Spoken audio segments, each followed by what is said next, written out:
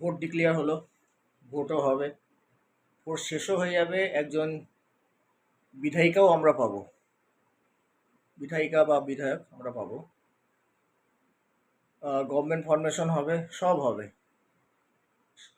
একটা গণতান্ত্রিক দেশে সাংবিধানিক যার প্রক্রিয়া সবই হবে।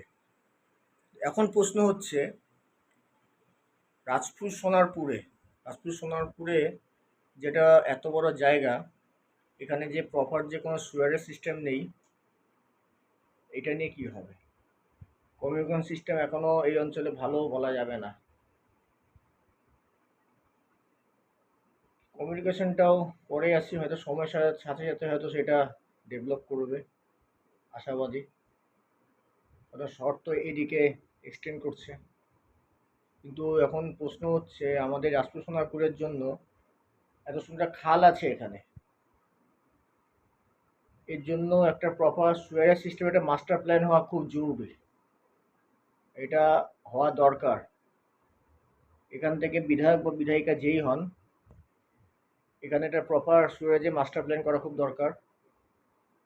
এখানে একটা এসটিপি হওয়া খুব খুব দরকার, সুয়ারেজ ট্রিটমেন্ট প্ল্যান, এটা হওয়া খুব দরকার এখানে। এত সুন্দর একটা খাল আছে, খালকেও ব্যবহার করে একটা সুন্দর কমিউনিকেশন সিস্টেম গড়ে তোলা যায়। এখানে অনেক অপশন আছে এখানে কাজ করার। দেখা যাক পরবর্তী যিনি বিধায়ক হচ্ছেন উনি কী ভাবেন বা উনি কী চিন্তাভাবনা করছেন, ওনারাই বলতে পারবেন। কিন্তু বেসিক নিডের মধ্যে একটা প্রপার সুয়ারেজে মাস্টার প্ল্যান হওয়া খুব দরকার। মাস্টার প্ল্যান হয়ে পড়ে থাকলে হবে না ঘাটালের মতো, এর ইমপ্লিমেন্টেশন দরকার। অন আর্জেন্ট বেসিস এর ইমপ্লিমেন্টেশন হওয়া খুব দরকার। যাই হোক, নমস্কার, শুভরাত্রি, সবাইকে হাত মতো খেয়ে যায়। সত শ্রী আকাল।